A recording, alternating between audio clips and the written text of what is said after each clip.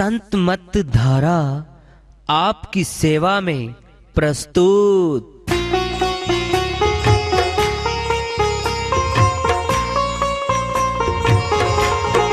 जो चाहता है प्रभु प्यारा वो आओ संत मत धारा, भक्ति भेद बता कर सारा वो कर दे भव के पारा।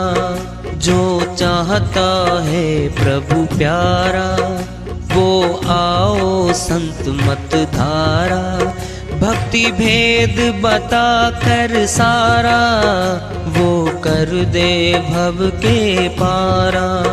जो चाहता है प्रभु प्यारा।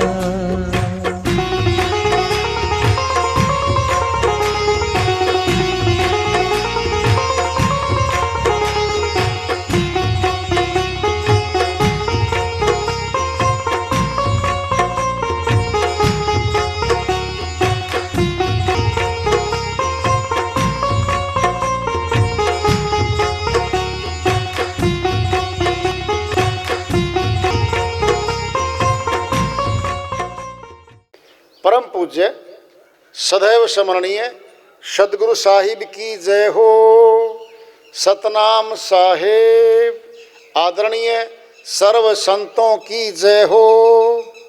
उपस्थित आदर के योग प्रभु प्रेमी एवं जिज्ञासु आत्माओं, हम सभी पूर्ण पिता परमात्मा सभी सृष्टियों के रचनहार कुल मालिक हम सब के जीवन का आधार उनकी महिमा को सुनने के लिए एकत्रित हैं। मेरी सभी से अर्ज है कि मैं कोई जगत गुरु नहीं, कोई महाराज नहीं, कोई महामंडलेश्वर नहीं, मैं केवल सभी संतों की चरणों की धूल हूँ और आपका भक्ति मार्ग में सहायक हूँ। मैं अपनी सीधी साधी टूटी फूटी भाषा में, संदूकड़ी भाषा में भक्ति भेद के गुड़ रहस्यों को उजागर करने वाले विचार आपके समक्ष रख रहा हूँ। यदि अच्छे लगे अपनाएं, नहीं तो गैर जरूरी समझकर विसार दें। हाँ, सत्संग ही एकमात्र प्रभु प्राप्ति का विद्यालय है, विश्वविद्यालय है ये। और हम सभी सत्संग में आए हुए हैं। हम जिज्ञासु तभी तो आए हैं। हम पिछले सत्संगों से वार्ता करते चले आ रहे हैं कि चेतावनी से प्रभु प्राप्ति की ओर इस अध्याय को, इस वार्ता को आज फिर आगे बढ़ा रहे हैं। सत्संग बिनु विवेक न होई, राम कृपा बिनु सुलभ न सोई। गोस्वामी जी महाराज अपनी श्रीवाणी समझाते कहते हैं, सत्संग के बिना विवेक की जागृति नहीं होती। विवेक आत्मा का साथी है, सहयोगी है, आत्मा की आंख है विवेक। सुलभ न होई, राम कृपा बिनु सुलभ न सोई। जब मालिक की कृपा होती है तब सत्संग सुनने को मिलता है, मौका मिलता है। और ये आज सुलभ करवाया हुआ है। उत्तरकांड में अपने श्रीमुख से श्री राम श्रीवाणी में बोलते हैं, एक बार रघुनाथ बुलाए, गुरु द्विज प्रवासी सब आए। जब अयोध्या वापस आ गए थे श्री राम, श्री रावण के साथ युद्ध हो गया था, माता सीता के साथ वापस अयोध्यापुरी आ गए थे। पूरी संगत को, गुरुजनों को, ब्राह्मणों को, विद्वानों को, प्रवासियों को, सभी को बुलाया था। गुरु द्विज प्रवासी सब आए, सबको बुला लिया। जो कुछ अनिति भाषो भाई रोको मोहे भय बिसराई। हाथ जोड़े कहते श्री राम, मैं भाई कोई बात बोल लूंगा, अगर कोई अनीति की बात करता हूं मैं, बिना किसी भय के मुझे रोक देना। बरजो भाई, मुझे रोक देना कि आप ये बात गलत कह रहे हैं, बोल रहे हैं। उत्तरकांड का थोड़ा अर्थ समझ लो। उत्तरकांड क्या है? हमारा शरीर जो है ये रचा हुआ है। जो हमारा शीश है, सिर है, ये उत्तर दिशा कहलाता है। जो हमारे पैर हैं ये दक्षिण दिशा कहलाते हैं। बच गए अब दो। जब हम उत्तर की तरफ सिर करके लेट जाएंगे तो एक दिशा पश्चिम, दूसरी दिशा पूर्व हो जाती है। उत्तर हमारा सिर है, शीश है, चढ़ना उत्तर में ही है। और भारतवर्ष में जितने भी ऋषि मुनि जपी तपी आए सभी उत्तर दिशा में गए, जिसमें हमारा उत्तर प्रदेश है, नाम है। अभी तो उत्तराखंड अलग हो गया, उसके भी उत्तराखंड ही लगा हुआ, उत्तर ही लगा हुआ है। उत्तर प्रदेश भारतवर्ष का वह प्रदेश जो उत्तर में है। भारतवर्ष का एक नक्शा है, देख लो। उसमें पहाड़ की तरफ, हिमालय की तरफ ऋषिकेश, हरिद्वार, उत्तरकाशी, जितने भी हम देखते हैं पहाड़ों की श्रृंखला शुरू हो जाती है। ऋषि मुनि जपी तपी बाहर की तरफ से तो पहाड़ों की तरफ गए, फिर जो अंदर से चढ़े वह भी तो उत्तर दिशा में जाएंगे। आंखों से ऊपर हमारा ब्रह्मांड है। ये उत्तर दिशा है। उत्तरकांड यानी उत्तर दिशा। आज्ञा चक्र में छठे चक्र पर आत्मलोक है, सूरत लोक है। पहले नीचे से ले लो। चक्र नंबर 1 सिद्ध लोक है, श्री गणेश जी का वासा है। और सचमुच में श्री गणेश है क्या, वो समझ लो। सुषुम्ना नाड़ी शक्ति नाड़ी है हमारी, मूल द्वार पे वो ऐसे मुड़ी हुई है। प्राण योग के द्वारा अष्टांग योगी आए, प्राण योग के द्वारा वह खोली जाती है। जब खुल जाती है चक्कर नंबर 1 खुलते ही श्री गणेश यानी शुरुआत हो गई शक्ति नाड़ी की। सीधियां आएंगी, नाम है सिद्ध लोक। चक्कर नंबर 2 है ब्रह्मलोक, ब्रह्मा जी का। इंद्रिय चक्र पे है, स्वादिष्ठान चक्र पे है। चक्कर नंबर 3 नाभि में विष्णु लोक है। चक्कर नंबर 4 हृदय चक्र शिव लोक है। ये कंठ में शक्ति लोक है। प्रकृति देवी शक्ति माया महामाया ये कंठ में बैठे हैं। छठे चक्कर पे मस्तक में नाम है इसका आत्मलोक, सूरत लोक, आत्मा का मुख्य स्थान। 7वें चक्कर पे शून्य लोक है, सहस्त्रसार चक्र है। ये 7 चक्र है। जो छठा चक्र है हमारा वह मस्तक में है, उत्तर में है। उत्तरकांड में क्या आएगा? सभी कुछ भरा हुआ इसी में।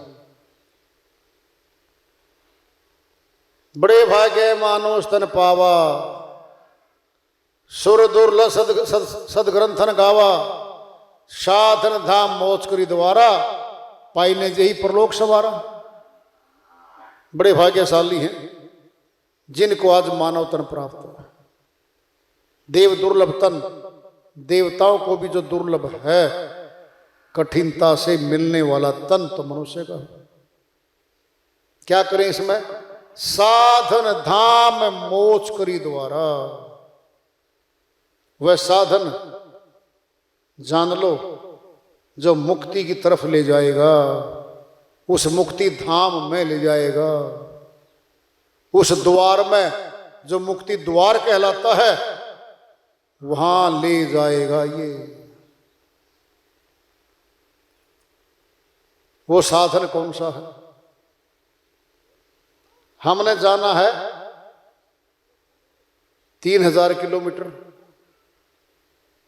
रेलवे के द्वारा जा सकते हैं, कार के द्वारा जा सकते हैं, हवाई जहाज के द्वारा भी जा सकते हैं। साधन है। अब किसने चढ़ना है ऊपर? कौन है वो व्यक्ति जो आज्ञा चक्कर में चढ़े, उत्तर दिशा में चढ़े? न तो ये हाथ चढ़ते, न पैर, न कोई बाहर से कोई आदमी दिखाई दे रहा कि हमारे अंदर कोई आएगा, ये हम प्रकट होंगे। कौन चढ़ेगा? 9 द्वारों से ऊपर है ये।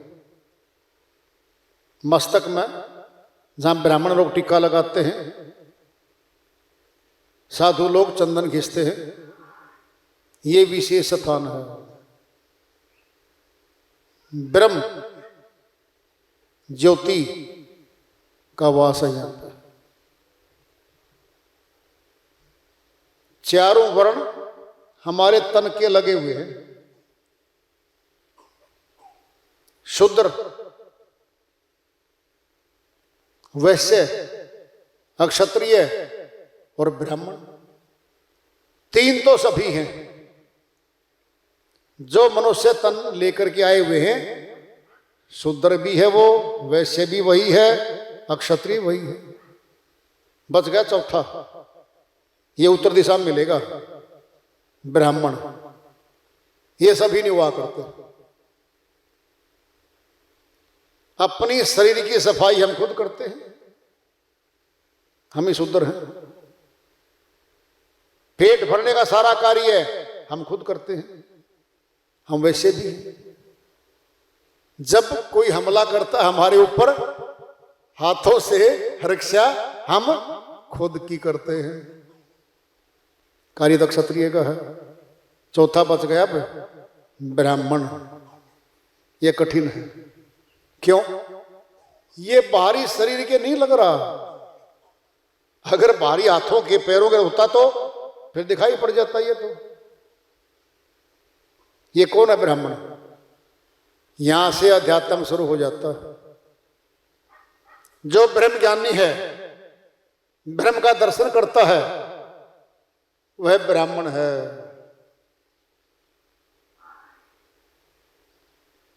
ये कठिन है।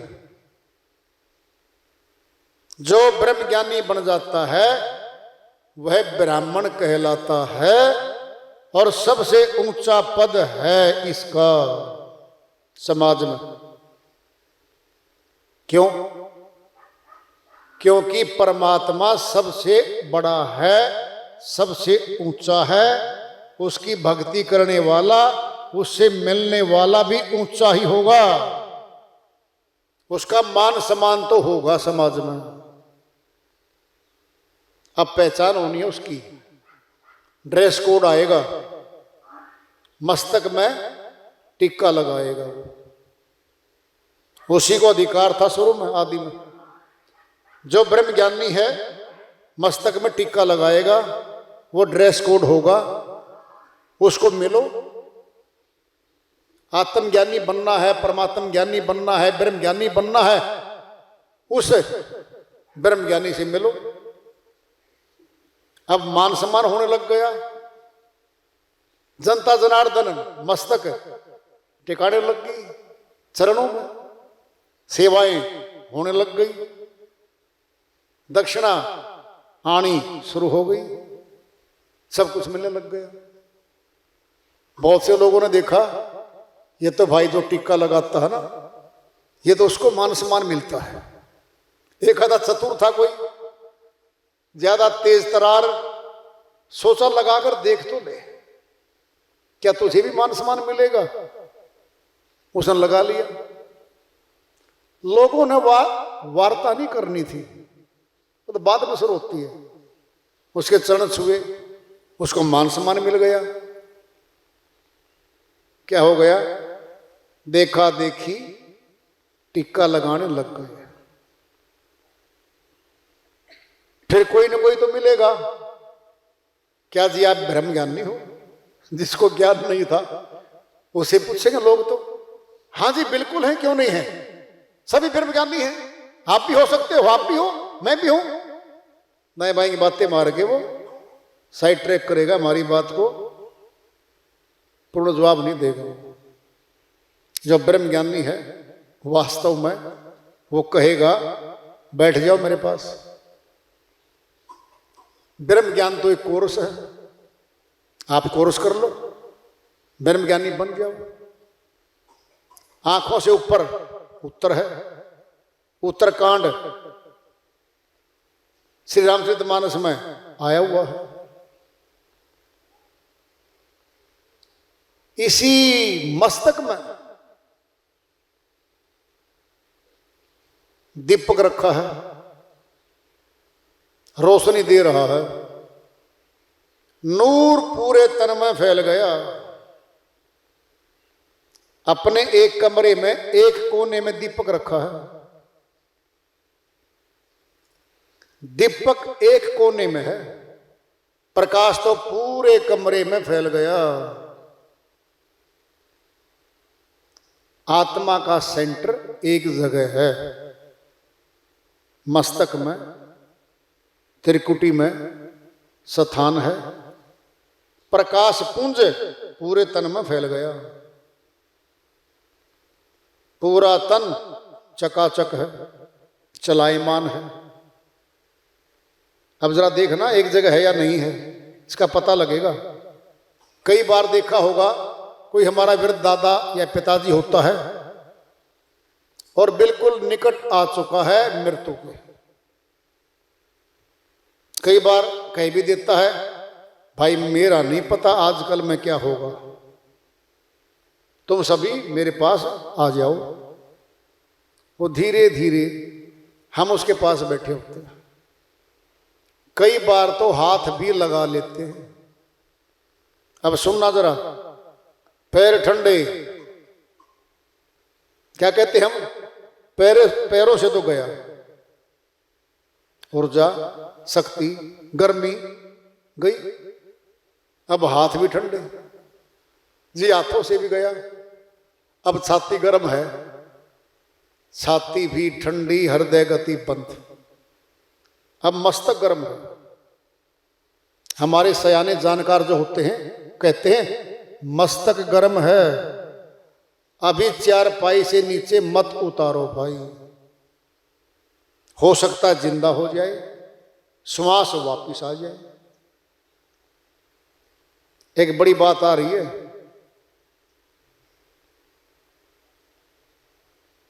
गहरी बात छुपी हुई है। श्वास तो कपाली में चढ़ गए भाई, अब कपाल क्रिया करो ताकि श्वास नीचे, चेतना नीचे आ जाए। ये कपाल क्रिया घर में होनी थी, होती थी। शून्य में 7वें चक्कर पर कई बार श्वास चढ़ जाते हैं। कोई विधि है, जैसे शून्य समाधि तोड़ते हैं ना, वो तोड़ने की विधि का नाम ही कपाल क्रिया है। वो तोड़ी जाती है, लाखों में से एक आध वापिस आ गई, सुरती आ गई, जिंदा हो गया, जब कोई जिंदा हो गया हमारा, ये बात पूरे गांव में, जिले में, प्रदेश में गई कि फला जगह ऐसे ऐसे जिंदा हुआ था भाई। मनुष्य सयाना है। अब देखना क्या होगा इसके साथ।